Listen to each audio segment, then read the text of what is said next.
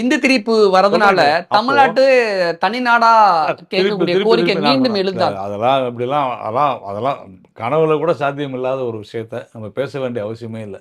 சில முட்டாள்கள் தனித்தமிழ்நாடு திராவிட நாடெல்லாம் பேசுவாங்க. நான் அவர்களெல்லாம் போக விரும்பல. டைம் வேஸ்ட் பண்ணல. இந்திய மத்திய அரசு திணிக்கிற பட்சத்துல தனி தமிழ்நாடு கேட்கக்கூடிய கோரிக்கை மீண்டும் எழுவதற்கு கோரிக்கை எழுந்தா கூட அது வந்து சில முட்டாள்களுடைய கோரிக்கையாக தான் இருக்கும். நான் மறுபடியும் சொல்றேன், தடித்த வார்த்தை பேசுறேன்னு நினைக்காதீங்க. முட்டாள்ன்றது வந்து அநாகரிகமான வார்த்தை இல்ல.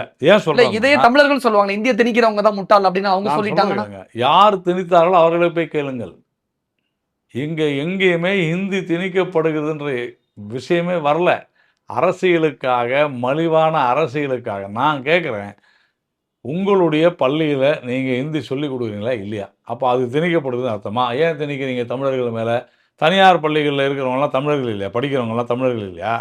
நான் வந்து 10ஆம் கிளாஸ் வரையிலும் நானும் வந்து அரசு உதவி பெறுகிற ஒரு பள்ளியில் தான் படித்தேன். நேஷனல் பாய்ஸ் ஹை ஸ்கூல் திருவல்லிக்கேணியில் தான் படித்தேன். யார்கிட்டனா போய் கேளுங்க.